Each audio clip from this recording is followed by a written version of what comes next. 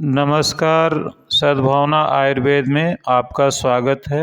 आज हम लोग एक ऐसे अमृत तुल्य रसायन चूर्ण के ऊपर डिस्कस करेंगे जो इस धराधाम पर परमात्मा ने लोगों के बीमारियों से बचने के लिए और रसायन के रूप में दोनों रूपों में उपयोग करने के लिए दिया है। और इस चूर्ण में इम्यूनो मॉड्यूलेटर प्रॉपर्टी पाई जाती है जो हमारे इम्यून सिस्टम को बूस्ट करता है। यह एंटीऑक्सीडेंट भी है और विटामिन्स और मिनरल से भरपूर भी है।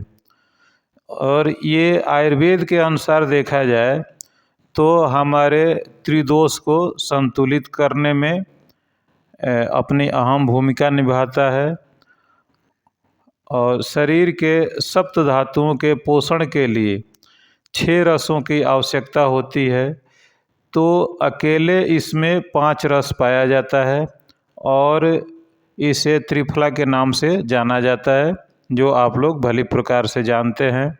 लेकिन लोग कहते हैं ना कि त्रिफला हम क्यों खाएं?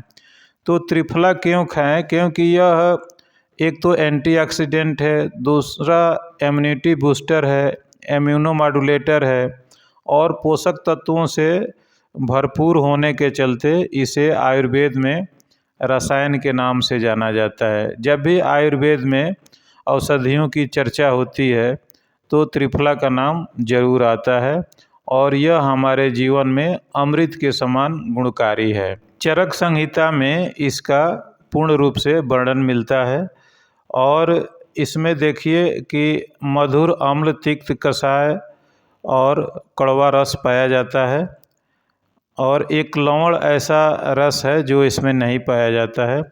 बाकी यह फाइबर से भी भरपूर होता है जो हमारे शरीर के आंतों को ज़रूरत पड़ता है, जिसके चलते यह मृदु विरेचक का भी काम करता है।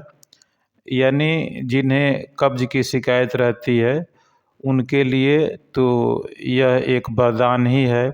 बाकी जो बीपी के पेशेंट हैं, डायबिटीज़ के पेशेंट हैं, उन्हें तो इसका उपयोग बहुत ही ज़्यादा करना चाहिए, क्योंकि इसमें vitamin C, calcium, zinc, iron और तमाम पोषक तत्व पाए जाते हैं। विटामिन सी भी पाया जाता है, विटामिन ए, बी, ये सभी पाए जाते हैं। दोस्तों, यदि आयुर्वेद में त्रिफला की बात की जाए तो यह एक उत्तम रसायन और मृदु विरेचक है। इस चूर्ण के प्रयोग से 20 प्रकार का प्रमेह रोग, मूत्र का अधिक आना, मूत्र का गदलापन, शोथ यानी शरीर में सूजन, पांडु रोग यानी जो शरीर में आयरन की कमी हो जाती है या जिसे विषम ज्वर आता है, उसके लिए भी यह एक वरदान है। अग्नि प्रदीपक है, कफ पित्त नाशक है, कुष्ठ और बलि पलित नाशक है। और यदि इसके तासीर की बात की जाए तो एकाध ग्रंथों में लिखा गया है कि यह ठंडे प्रवृत्ति का है, यानी इसकी तासीर ठंडी है। लेकिन चरक संहिता और अन्य सभी पुस्तकों में लिखा गया है कि इसकी तासीर उष्ण होती है, अर्थात गर्म होती है। और हम इसे रसायन के रूप में कैसे उपयोग करेंगे? तो रसायन के मतलब कि अपने शरीर के पोषण के लिए जो उपयोग किया जाता है, यानी यह एक विटामिन्स है और एक प्रकार समझिए कि संतुलित आहार भी है। तो हम इसे 12 महीना कैसे उपयोग करते हैं, हमारे बुजुर्ग लोग कैसे उपयोग करते थे और वह हमेशा बलवान बने रहते थे कि सावन से भादों तक त्रिफला को सेंधा नमक के साथ लिया जाता है।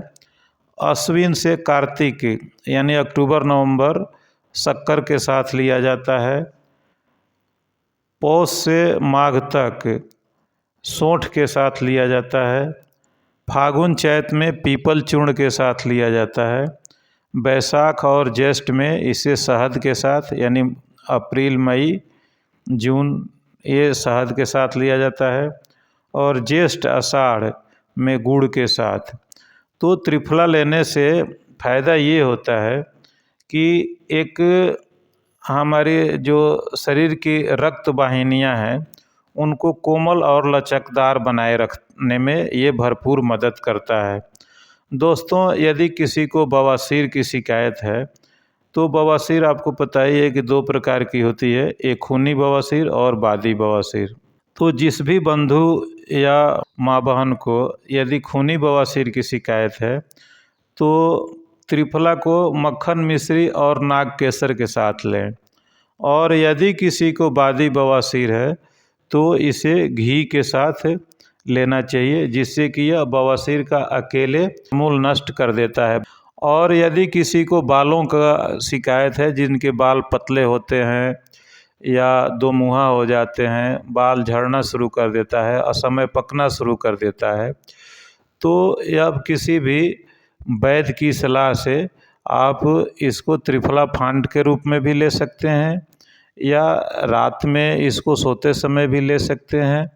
और जो त्रिफला फांड आप लेते हैं, यानी त्रिफला को रात में भिगो करके और सुबह में उसका पानी पी लेना है, और जो उसका अंदर बैठा हुआ चूरन है उस चूरन को अपने बालों में लगा करके और घंटे के लिए छोड़ दीजिए, फिर उसको आप नहा लीजिए। आपका बाल पकना, दो मुँहा होना, झड़ना, ये सब नष्ट हो जाता है 2-4 महीने में।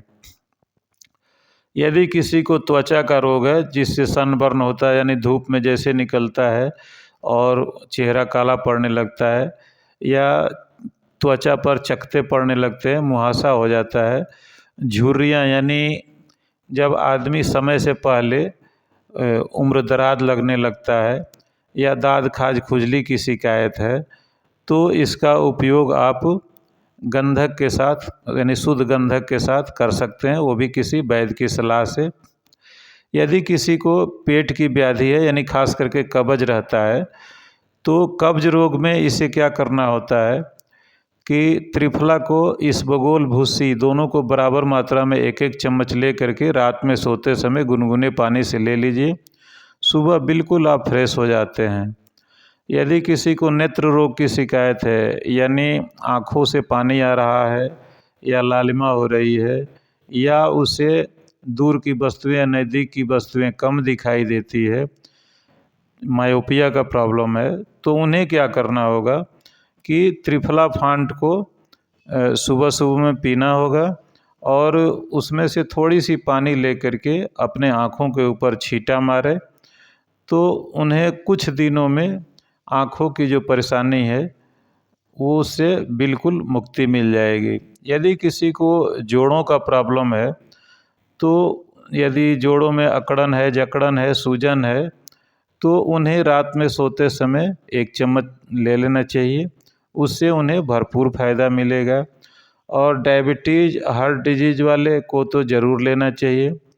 डेंगू का यदि कोई पेशेंट है तो उन्हें भी त्रिफला का सेवन करना चाहिए, जिससे उन्हें भरपूर मात्रा में विटामिन सी मिले।